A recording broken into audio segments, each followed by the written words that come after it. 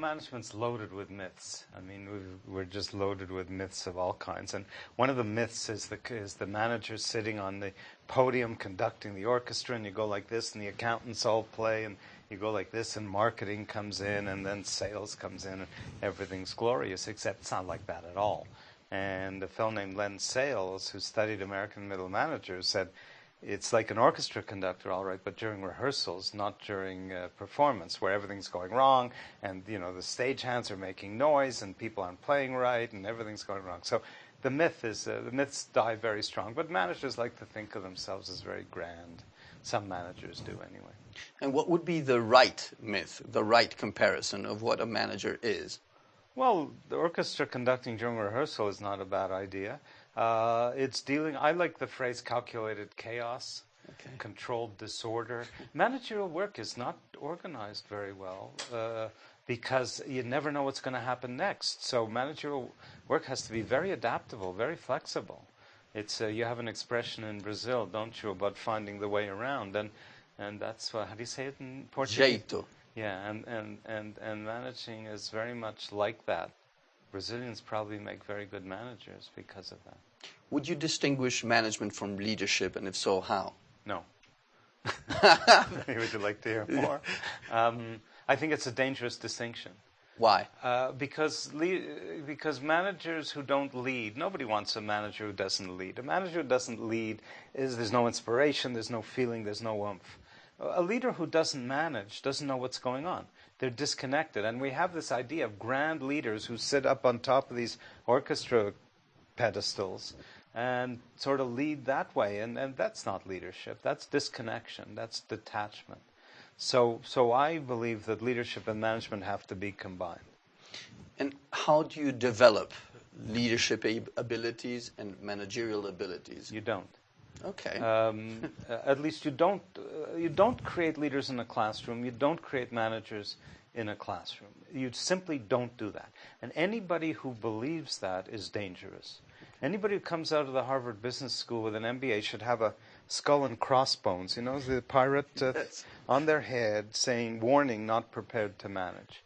Because there's nothing you can do in a classroom to turn someone into a manager or into a leader. On the Harvard Business School MBA website, the word leader or leadership appears 55 times. It's a sham. It's a sham. They don't create leaders. George Bush went through the Harvard Business School. You don't create leaders that way. He got quite far. He became president of the United States. Partly thanks to his Harvard MBA.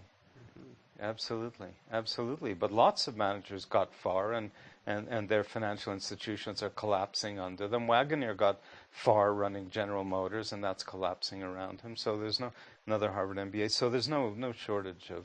We'll come back to the... You see, what Harvard does is it gives you the opportunity to move ahead. You have the old boys network, you have the status, you're fast talking, you learn how to make an argument in a case study discussion, and you learn how to make that argument based on 20 pages read before about a company you know nothing about besides those 20 pages.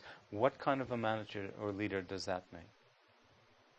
What you can do is take people who are leaders, who are managers, and you bring them into the classroom to work with each other and reflect with each other on their own experience and learn from their own experience. So you don't turn them into leaders or managers.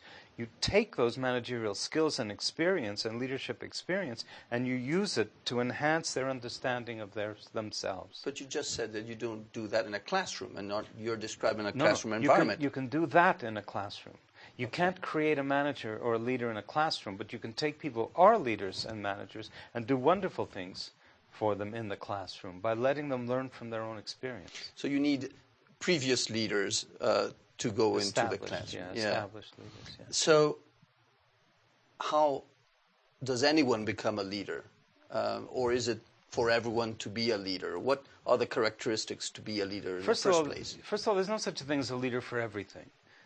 So leadership works in the time, in the context, in the situation. So sometimes the right person appears at the right time and exhibits leadership capabilities. It doesn't mean they're capable of leading in other contexts. So leadership is not a generic thing.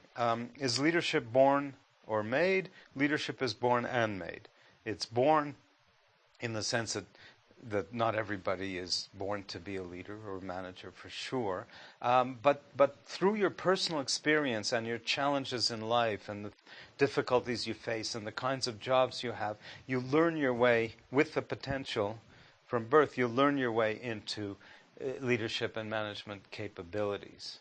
So, and you do that through experience on the job. And then we can come in as academics in a university setting or management development programs and enhance and enable those people to enhance their capabilities. In your experience, what would be the 2 or 3 key characteristics of leaders? I'm going to give you a particular answer to that because I'm writing a book now called Managing, and the last chapter is called Managing Effectively, and I open the chapter with what are the qualities of the effective manager/leader. Okay, so that's an advance on your new book. A little bit of an advance on my new book, and I basically say, well, find a list. There are lots of lists, and I find one list, and I list the 6 or 8 characteristics on that list, because every list, you can't have a list of 40 characteristics. No. So you have a list of 6 or 8 characteristics. So I list them, and then I say, well, wait a minute, where's intelligence on this list? Where's energy on this list? Surely effective managers are intelligent. Surely they have energy. So we have to add a couple more. And I said, basically, we have to put all the lists together. So I took all the lists I could find, and I came up with 38 qualities that you must have to be an effective manager. And I added one more, tall. Because no list has tall, but that's the only one for which we have empirical evidence, that on average, leaders and managers are taller on average than other people. Jack Welch is not tall, or no, Napoleon wasn't tall, but on average. So I facetiously add tall to the list. And basically I say, if you want to be an effective manager, you have to be all 38 of these characteristics. But Superman wouldn't even qualify. I mean, kryptonite, if kryptonite was on the list, Superman wouldn't qualify. So I conclude that effective managers and leaders are flawed. Everybody is flawed. But in the job, they're not fatally flawed. Okay. So this idea of finding the magic formula for what makes people, it's a question of what the job is and what their characteristics are and whether their flaws are not fatal. If you want to find out what somebody's flaws are, marry them or work for them. And you'll find out very quickly what their flaws are. But if you're a mature human being, you also realize that in most cases you can live with those people and even admire them, even though they're flawed, because we're all flawed.